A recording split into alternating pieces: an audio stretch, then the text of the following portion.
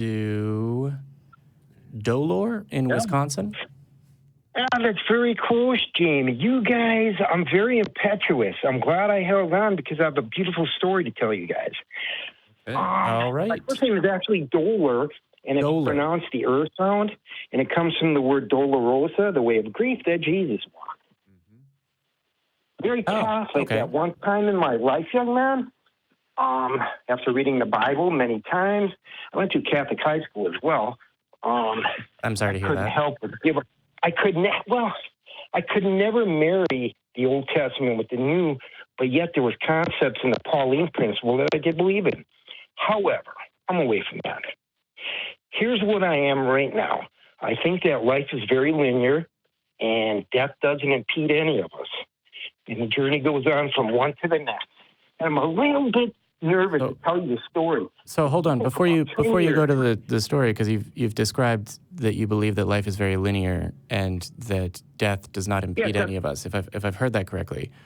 And then you said it goes on from one to another. So just as a quick aside, in what way would death impede? You mean like it end, the conscious existence is what you're talking about?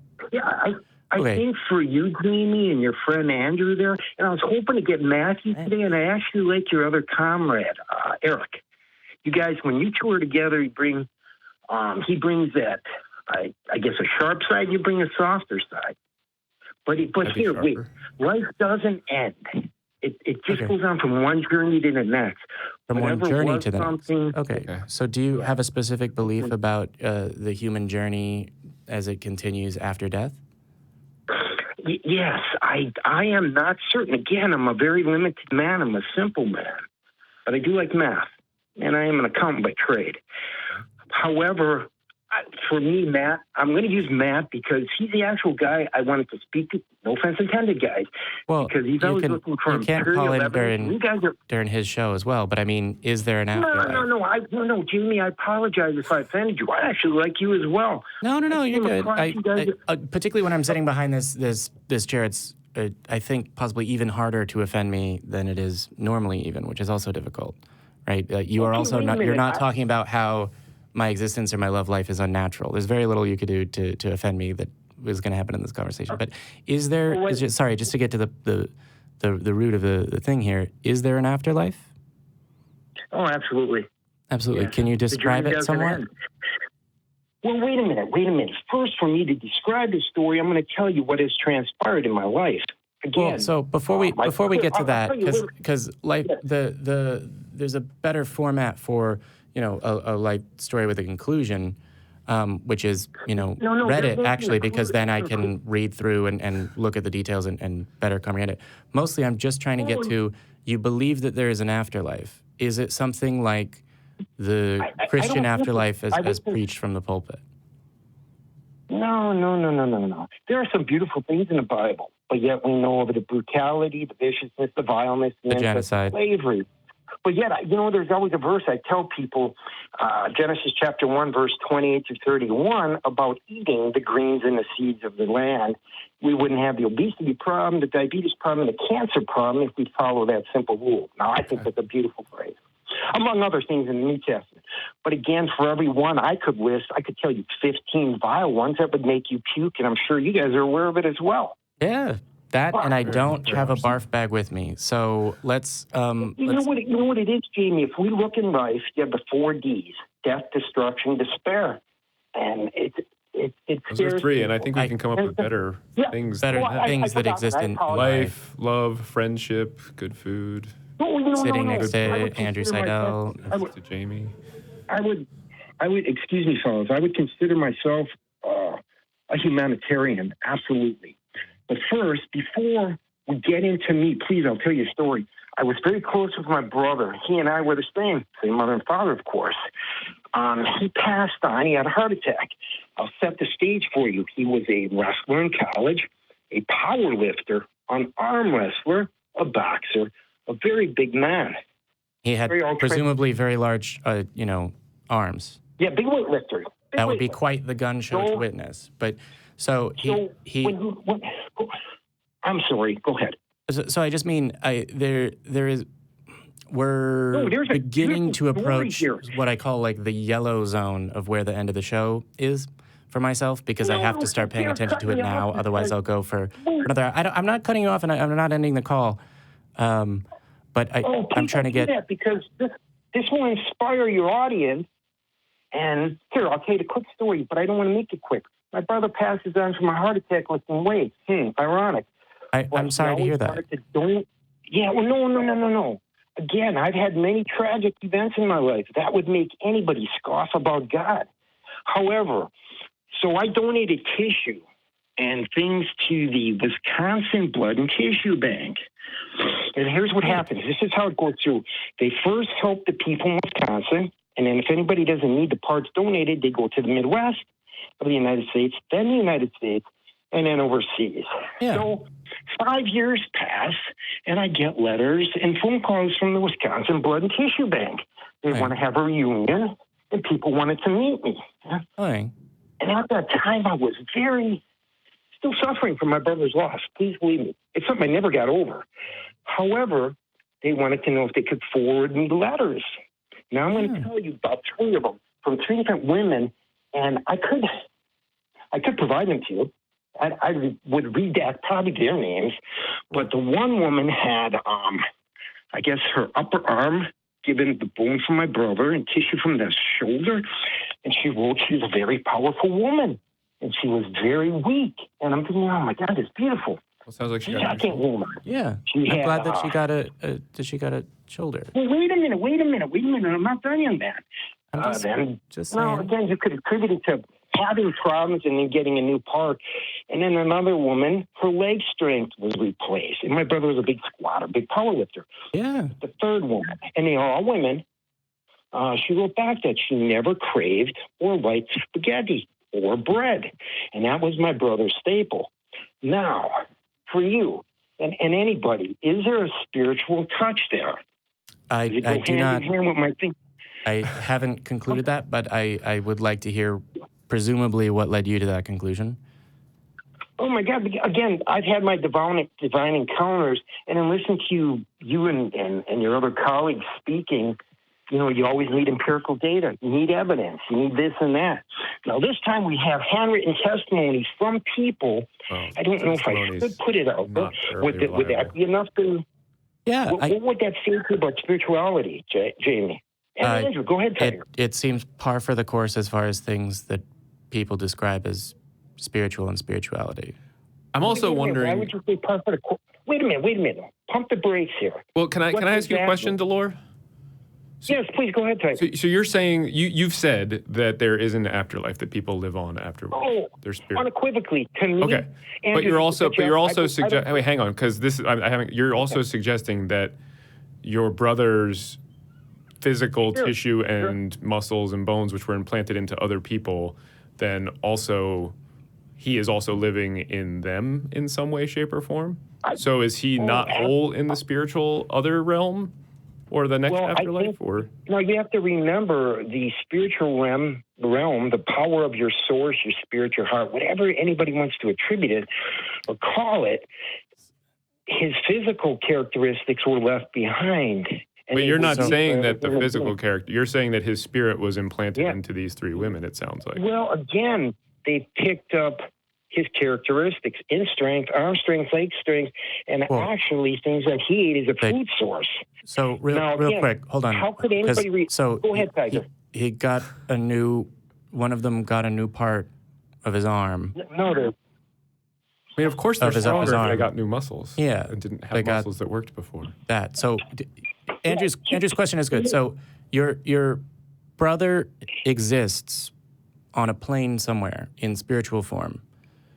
Absolutely. But the physical characteristics that have been left behind in these women that you're saying, is that the result? Do you believe that that's the result of a spiritual force, or is that the result of the physical matter being transferred to their body? The God of the universe? Absolutely. So unequivocally, Tiger. So that wasn't my question. So my question was, do you believe that the traits that they acquired were acquired by supernatural means? Absolutely. Okay, so not Absolutely. the result of having new muscles and a new upper arm. No, unequivocally, no. Okay, so the other question I wanted to touch on is you said someone's spirit. Here, hold on real quick, Laura. One of the things that you said was a person's spirit or existence or their heart or whatever someone wants to attribute it to. Yeah, their source, yes. Yeah, their source. So you've said, their source, which can be whatever a person thinks of it. What is a person's source? Absolutely. Yeah, again, I'll make that as a blanket statement to cover people who say the spirit, the soul, the Holy Ghost, whatever the hell they want to call it. Okay, but does it exist in the heart, for example? Because you said heart, like the physical. Your heart. Where people attribute their heart as their soul, or the part that's going to see God, the supernatural force, I just call it a source to blanket and cover everyone else's things. But yes, unequivocally, Andrew and Jamie, and your audience out there, I'm a firm believer there is a God. Firm believer. So can you describe a person's we'll say soul, because it has you listed here as a person that believes in God. You've said you believe in God. I'm sort of operating that it's a Christian-y influenced God, potentially, because in part you live in the United States. Though they're not the Bible, but so it's not. You believe in a God, and in a moment I'm going to ask you more characteristics of your God. But right now, the way that you're talking about what I think many Christians would call a soul, although you're saying spirit, you've used the word source, spiritual source. The way that you're talking about this is the way that I would hear a person describing a metaphor rather than a fact about reality or existence. Do you believe that a person's spiritual source exists in reality? Metaphor, Jamie, not to cut you off, Tiger. Again, you're implying that to me. But again, this is testimony from strangers I've never met. Yeah, but they're not testifying that the soul is real. Yeah. And even if they were, that eyewitness testimony is not reliable in the slightest. Andrew, pump the brakes here. Pump the brakes, Tiger. They're not testifying it to, but I can attribute it to the things that I do believe in. Okay, but you see what you just did there. You see what you just did. You just said we have eyewitness testimony, and then you said they're not testifying to that. It's me. Did you catch what you just did there? No. Yeah, I understood. You're kind of playing on my words to discredit me. Well, I'm not trying to discredit you. We're trying to ask you questions so that you can really understand what you're saying. No. I welcome it, please. Yeah, we're not trying to catch you. We're not trying to get you in a cross-examination. Gotcha questions. Gotcha questions. Yeah. I'm trying to parse out your ideas here because the last thing that you said was, I can attribute it to things that I believe. Yes. Yeah. Yeah. Why? And absolutely. Why? Why would you attribute it to that? God, it's very hard for me to qualify this or even quantify it for you. It's the majestic majesty of life itself. So the majestic majesty of life as a phrase sounds like the description of a quality, of a quality of life. Like, life is good, right? Life is majestic, or it has a majesty to it. Is actually more a description of the way that you perceive life rather than life, for example, as defined in biology. Or certainly anything. You know what? But I'm going to pump the brakes and put a period on your sentence. I'm going to go back. I think I wanted to say death, disease, destruction, despair. And again, I understand that in life, and you could refute me, but it's beautiful things I told you. We could look at St. Jude's Hospital. I think 4.6 million. Wait a minute, Tiger. 4.6 million people die each month in the world. They extrapolate that; it's about 60 million. It's not my facts. I get them from the World Health Organization. I agree with you that there is a majestic majesty to life. Although I would probably use different words to describe it. And I agree with you that people die, but I'm wondering why you would take these stories from these women and say, well, that is clearly the result of a soul. Well, again, it piggybacks right onto my belief anyway. Well, is that a good way of... So that makes sense, right? You come to beliefs now based on the beliefs that you already hold, but have you critically examined your belief in an afterlife and a soul? Oh, absolutely. Now, wait a minute. Okay. You guys are putting the burden of evidence on me, and that's a beautiful thing. But now I'm going to ask for your interpretation of what I told you. And again, give it back to me. I don't have one. I mean, I think I have an interpretation. Whoa, kitty cat. So pump the brakes. Listen, the interpretation is that modern medicine is amazing. It is amazing, right? Science has advanced to the point where we can take tissue from your brother and put it into women whose arms need a new muscle, and they can use that arm. That is amazing. Science is amazing. That's the interpretation of it. It's simple. It's natural. It's reasoned and logical. No. If I wanted to, I could go learn that science and do that surgery myself at some point. I don't. Humble brag. Again, I've known other people, please, and I'm not qualifying anything I've told you, that have had transplants and tissues from other people. And again, they've never told me of any characteristics that they've taken on from the donor. Nothing's changed in their life with the ability to walk, the ability to pick things up. Okay. Now, I'm talking about the personal attributes my brother had have manifested themselves in other people. So hold on, We're talking about, you gave the example that this doesn't always happen, and that in this instance you're aware that it has. Or rather, you are not always aware of this happening, but in this instance you are aware of, yes, we'll call this phenomena. What makes you attribute it to the supernatural, rather than medical science is excellent and some things we don't understand? Yeah, again, you guys are great. I enjoy listening to you. Some of your conversations, some of them are very banal, but that's okay. We're not talking about that. Well, I mean, somebody. You're talking about a woman liking spaghetti all of a sudden because your brother liked it. And let me tell you a story real quick. My nieces are told that they don't have to clear their plates of food, right? They just have to try everything, and they're told that because their tastes change, and they get so excited when they like something that they once didn't like because their taste changed. Now, to me, it is far more likely that this woman all of a sudden tried spaghetti and decided, hey, I like this. I don't know how old she was. We don't know. Then that there is some supernatural explanation for it. I mean, it is far more likely that that is the case than that there is this supernatural explanation, right? Do you agree to that? No, I disagree with that. Okay, you think the supernatural explanation is more likely. In the letter written by this woman to me, she told me she never like spaghetti or bread. She stayed away from carbohydrates for weight. I didn't want to bring that out there. And again, here we go. Wait, how do you attribute that? I don't have a conclusion about that. There's a hypothesis from my friend Andrew here. Just throwing out a possibility. A possibility has been thrown out. You've suggested that it's the result of a soul. So if it was the result of a soul, wouldn't you expect to see this in everyone that receives a transplant? I don't know, James. You could actually hit me back and say, hey, what about the children at St. Jude's Hospital or any hospital that die every day? I can't account for that. But I can account whatever was something will always be something. It doesn't end. That casket is not cold and black. This line is linear and it goes straight, and death is not an impediment. You keep going on. Unequivocally. Okay, so...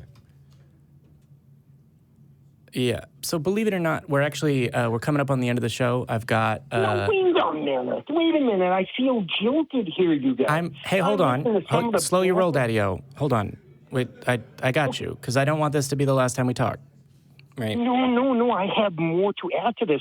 And no, I know, but I want you to among other things, call back so that we can hold it. Hey. Whoa. I will absolutely call back. Oh, absolutely. Excellent. I have awesome. much more to tell. And email, and if you can bring yourself to use Reddit or you need instructions through email, I can provide that. But there's a couple more calls I want to get to, and we're coming up on the end. If you would like, I could. Wait a minute, Jamie. Wait a minute. You guys get ahead of yourself.